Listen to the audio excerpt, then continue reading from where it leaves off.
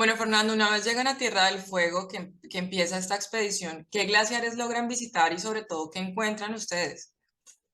Bueno, la expedición comienza subiendo el glaciar Martial, después continúa por el glaciar Vinciguerra y finalmente termina en el glaciar Ojo del Albino. El glaciar, el Martial, para los que no lo conocen, es un glaciar que está justo al lado de la ciudad de Ushuaia, o sea, se puede ver desde Ushuaia, y tiene la particularidad, así como los otros glaciares, que son lo que se consideran glaciares de circo.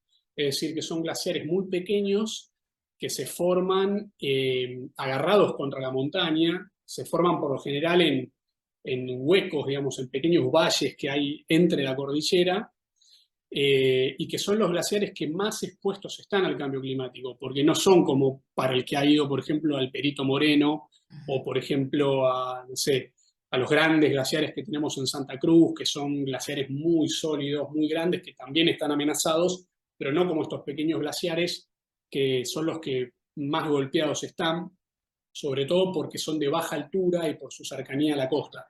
Y el glaciar Martial lo que tiene es que se ha ido fracturando en distintas partes.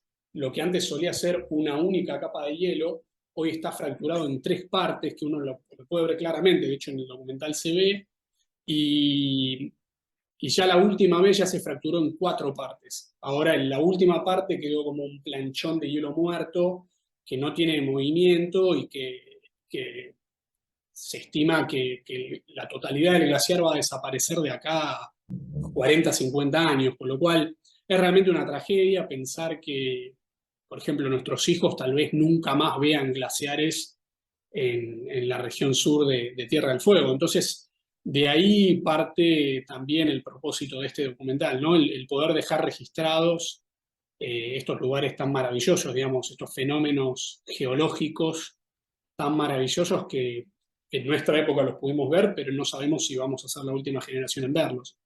Así es. Ustedes también, digamos casi que por casualidad, terminan yendo a la península Mitre. Hablemos un poco como del riesgo que tiene esta península en cuanto pues a falta de protección. Bueno, lo que tiene Península Mitre es que es una región en la punta de Tierra del Fuego, que es a donde se concentra aproximadamente el 90% de la turba de toda la Argentina. Para los que no están al tanto, la turba es un tipo de vegetal, digamos, o mejor dicho, es un tipo de ecosistema que lo que tiene es una enorme capacidad de absorber CO2. El CO2 es el subproducto, por ejemplo, que emanan los autos, que emanan las fábricas, y es el principal gas causante del efecto invernadero. Y por lo tanto es uno de los principales responsables del aumento de la temperatura en la Tierra. Entonces, la turba lo que hace, absorbe carbono, absorbe carbono, y ese carbono queda alojado en su propia composición orgánica y nunca lo devuelve a la atmósfera. Ustedes habrán escuchado alguna vez de que para paliar el cambio climático hay que plantar árboles, ¿no? Que los bosques son lo mejor que tenemos. Y si bien es cierto, lo que sucede con los bosques es que están en lo que se llama una situación de biomasa cero. Esto quiere decir que cuando hay un árbol vivo, captura carbono a lo largo de su vida y emite oxígeno. Ahora, cuando ese árbol se muere, ese carbono que capturó en forma de madera, digamos que lo transformó en madera, se pudre y todo ese carbono vuelve una vez más a la atmósfera, con lo cual el CO2 que está retenido en el bosque está retenido en la medida que el bosque esté vivo. No así la turba. La turba lo que tiene es que como se, como se produce en un ambiente que está donde hay agua estancada, porque la turba es como una esponja, y esa esponja tiene una gran masa de agua estancada que no se mueve.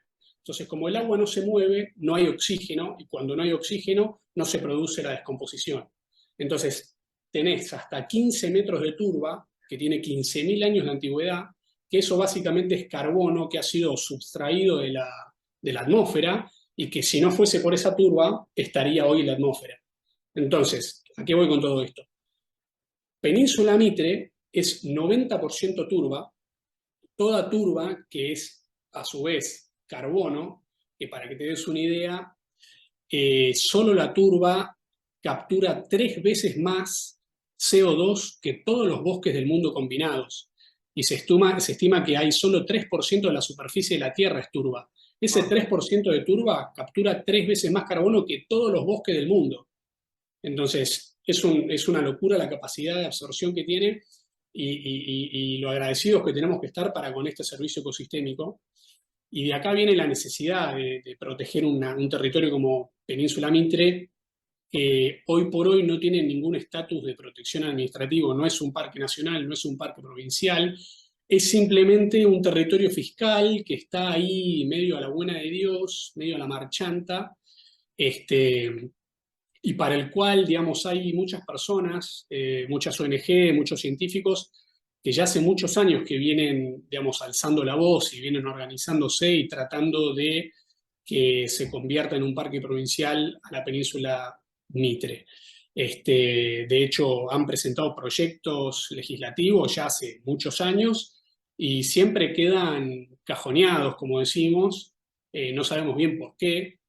Lo que sí sabemos es que con el correr de los años hay cada vez más personas que se meten en Península Mitre en cuatriciclos, se meten caminando por arriba de la turba, sabemos que hay gente que tiene ganado, Wow. y estos son todos factores que, digamos, contribuyen a destruir la turba, que es un tipo de ecosistema muy frágil y que si bien ha resistido todos estos años a todos los embates climáticos, no le es tan fácil resistir a la actividad humana, porque también resulta que históricamente en otras regiones del mundo la turba ha sido explotada con fines energéticos.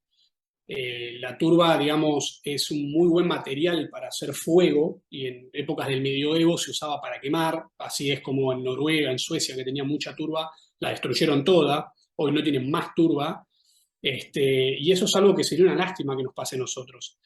Hay algunas personas que dicen que la turba se la puede extraer y que eventualmente se podría volver a regenerar sola, y esto ha sido comprobado que no es así, que no existe tal cosa como la explotación sostenible de la turba.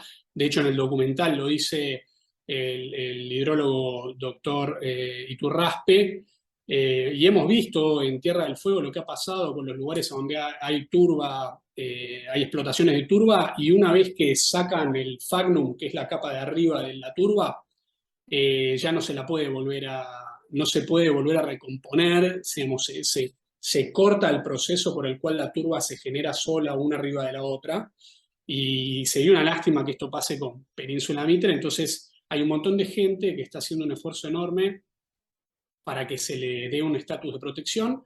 Ahora deberían votar los legisladores de Tierra del Fuego sobre este proyecto una vez más, y este es en última instancia el objetivo de este documental, digamos, poder hacerle llegar a toda la ciudadanía este tema, que es un tema, me parece, de muchísima importancia para un montón de gente, sobre todo para las generaciones más chicas que hoy por hoy nacen con otro chip, respecto de si vamos a querer o no vamos a querer proteger algo que es fundamental para el desarrollo de la Argentina, porque los glaciares ya sabemos que no los vamos a poder salvar, lamentablemente, por lo menos no los de circo, porque como te decía antes, la pelota esta ya viene girando muy rápido, pero la turba todavía está ahí, la turba todavía la podemos proteger, lo único que hace falta es que nuestros representantes, digamos, pongan lo que hace falta, pongan la lapicera y se declare este lugar como área protegida.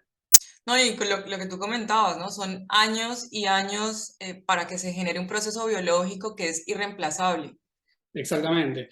Vos pensás que el Valle de Andorra, que queda ahí cerca de Ushuaia, tiene aproximadamente 15 metros de profundidad y la turba crece a razón de 1 centímetro por año, con lo cual estamos hablando de que tiene 15.000, 1 milímetro por año, perdón, tiene 15.000 años de antigüedad. A No. 15.000 años, antes digamos, que la civilización humana prácticamente.